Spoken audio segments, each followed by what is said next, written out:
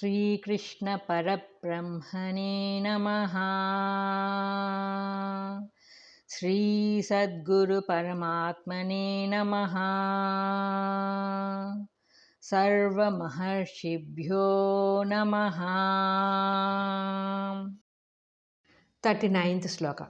Echapi sarva bhutanam bijam tadaham arjuna na tadasti vina yatsyan maya bhutam characharam.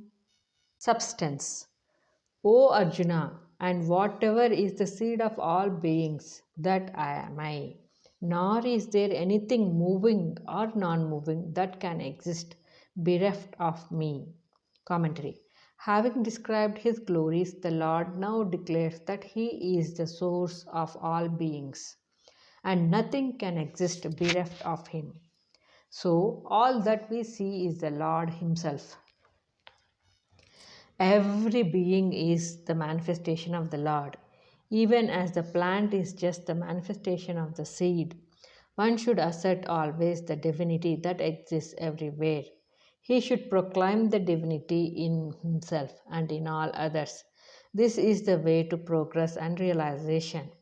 All this is verily the Lord Himself. There cannot be any surer way to lift man from the vile state of weakness than the determined affirmation of his divine origin and his divine destiny. Let all other thoughts be given up once for all. Let all beings live in the full consciousness that the Lord is in them, around them, and everywhere. 40th Sloka. नान्तोऽस्मि मम दिव्यानां विभूतीनां परन्तपा एष तुद्देशतः प्रोक्तो विभूतेर्विस्तरो मया. Substance. O Arjuna, there is no end of my divine glories. There is indeed a brief statement by me of the particulars of my glory. Commentary. The Lord is infinite and hence his glory cannot have an end. 41st Sloka.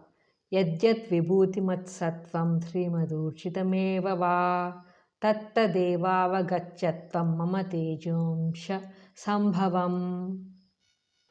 Substance. O Arjuna, whatsoever is glorious, good, beautiful, and mighty, that you understand to be only a fragment of my splendor. Commentary. Whatever there is a good, the profusion of knowledge, purity of heart, righteousness, beauty, power, and splendor, all that is only a manifested fragment of the Lord's glory. All talents, all faculties, all arts and sciences, all intelligence, order, discipline, all that is admirable, grand, great, and splendid are the manifestations of the Lord's glory. Let no man imagine that he has anything to be proud of. If he has prosperity, that prosperity is the Lord's. If he has power and intelligence, all that is the Lord's. If he has genius, that genius is the Lord's. He who thinks that they are his own possessions is guilty of misappropriating the Lord's plenty and should suffer the penalty of loss and bereavement. These great attributes of the Lord should be contemplated continuously so that they may become part and parcel of one's own nature and lead him to union with the Lord. 42nd Sloka. अथवा बहुनैतेन किं ज्ञातेन तवार्जुन विष्टभ्याहमिदं कृत्स्नम् एकांशेन स्थितो जगत्. Substance. O Arjuna, but of what avail to you is the knowledge of all these details? Having pervaded this whole universe with one fragment of myself, I exist. Commentary. The Lord ends the discourse by declaring that there is no use of the detailed enumeration of His divine glories because they are infinite, and the infinite cannot be rendered in terms of the finite. The Lord then sums up the whole idea in a single proclamation that the whole universe with everything in it is only a fragment of His glory. What contemplation, what imaginative flight, what understanding, what vision can fathom and comprehend the infinity of the Lord? These millions and millions of worlds are all pervaded by the Lord. His power is infinite. In the presence of the Lord, what is man? Let him bow down to the Lord. Let him sing the Lord's glory. Let him offer himself up to the Lord. Let him live in the Lord. For there is nothing else but the Lord wherever he may turn. Egoism and pride have no place in the heart of the man who can think of Lord's glory. His little strength, little good, little beauty, little power are nothing indeed, nothing before the glory of the Lord.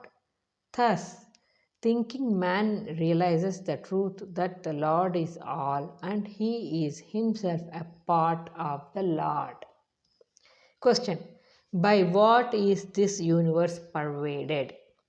Answer: the universe is only a fragment of the Lord, and by a single aspect of His, all this is pervaded. The idea is that in the infinite form of the Lord, the whole universe occupies a very small part. इति श्रीमद्भगवद्गीतासूपनिषत्सु ब्रह्मविद्यायां योगशास्त्रे श्रीकृष्णार्जुनसंवादे विभूतियोगो नाम दशमोऽध्यायः.